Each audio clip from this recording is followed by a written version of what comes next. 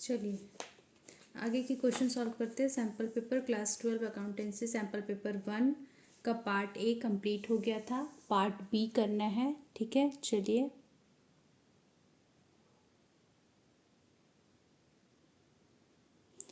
Part B solve करना था ना। Part B question number 27।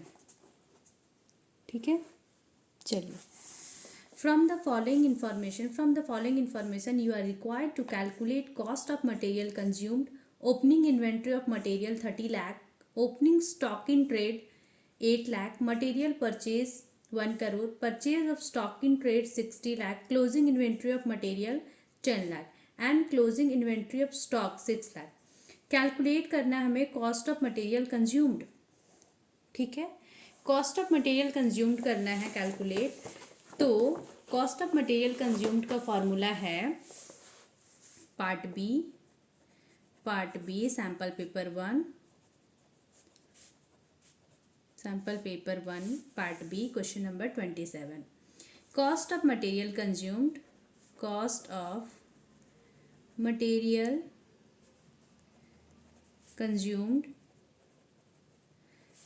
Equals to क्या होता है, ओपनिंग इन्वेंट्री प्लस परचेज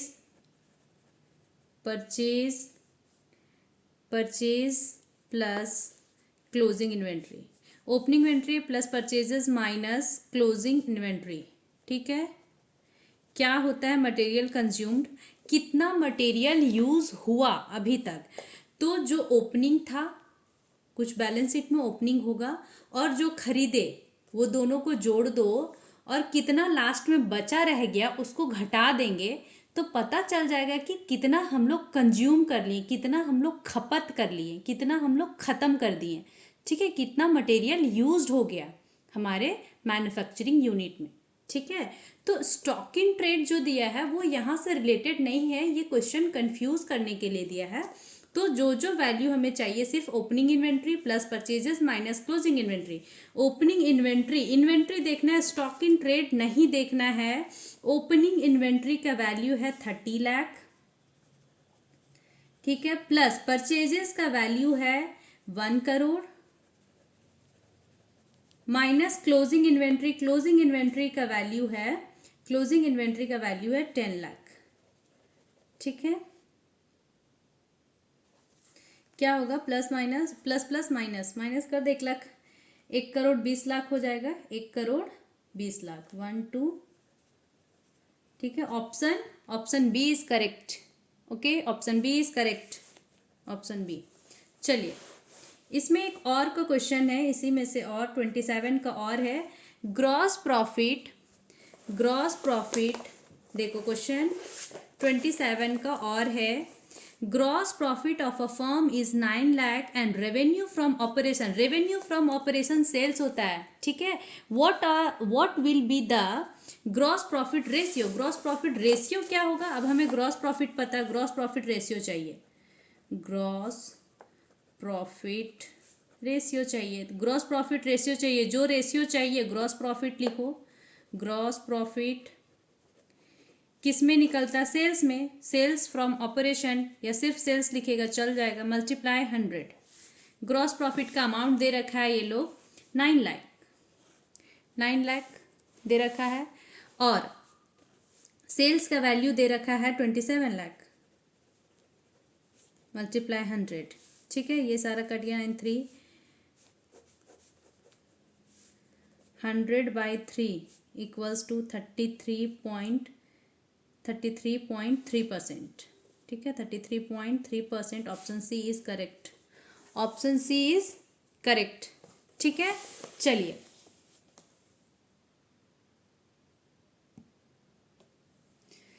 चलते क्वेश्चन नंबर 28 की ओर।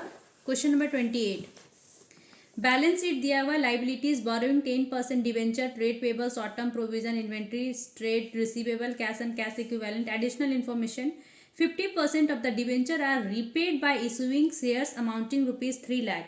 50% ऑफ डिवेंचर रिपेड, 50% डिवेंचर को रीपे कर रहे हैं जिसमें से शेयर्स इशू करके। ठीक है, डिवेंचर 6 लाख का है, 50% 3 लाख, 3 लाख डिवेंचर को पे कर रहे हैं शेयर्स को इशू करके। Based on the above information the liquid ratio for the company will be, liquid ratio क्या होता है, liquid asset by current liability. ठीक है, चलिए सॉल्व करते हैं क्वेश्चन नंबर 28। क्वेश्चन नंबर 28 क्या बोल रहा है, क्वेश्चन नंबर 28, क्वेश्चन नंबर 28 है हमारा liquid ratio, liquid ratio, liquid ratio का फॉर्मूला है liquid asset, liquid assets divided by current liability, current liability, current liability.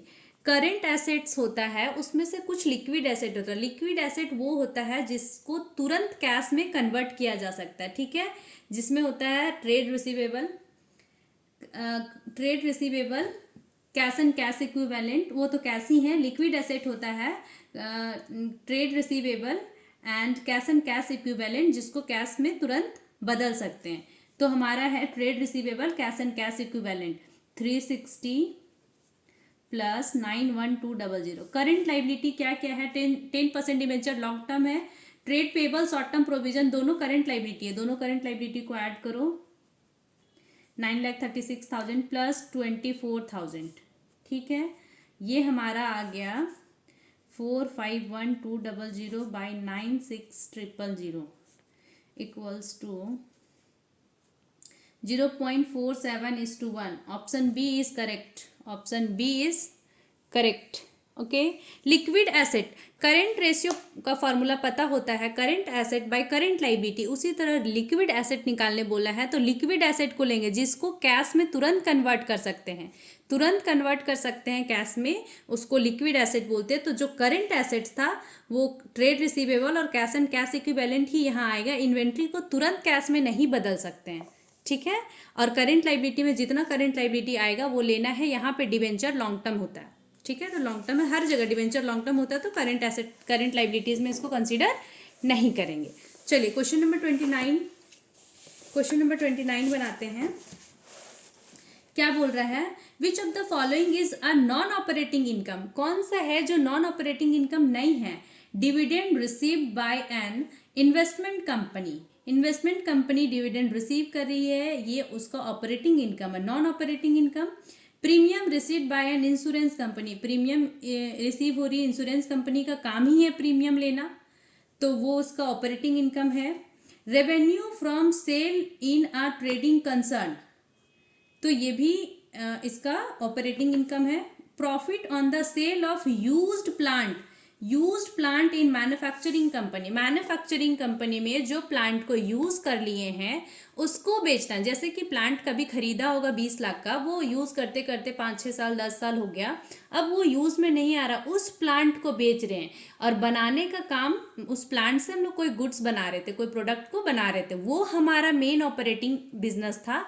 वो प्लांट को अब बेचना, उससे जो पैसा आएगा वो हमारा ऑपरेटिंग बिजनेस से नहीं आया, तो option D is correct, non operating income को सेलेक्ट करना था।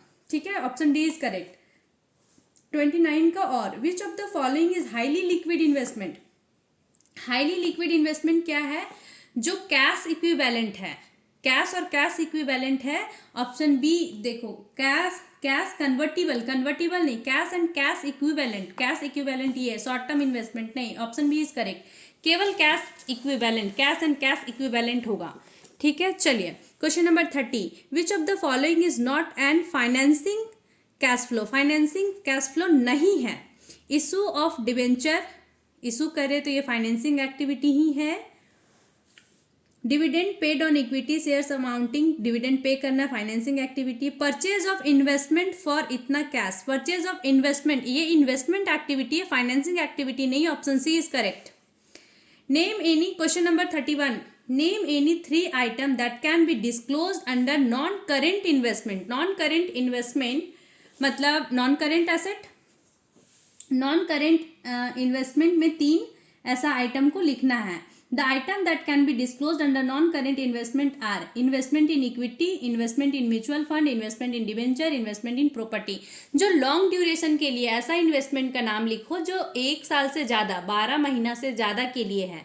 तो shares, debenture, mutual fund, property में इन्वेस्ट कर दो, वो 1 साल से ज़्यादा का रहता है। ठीक है, चलो।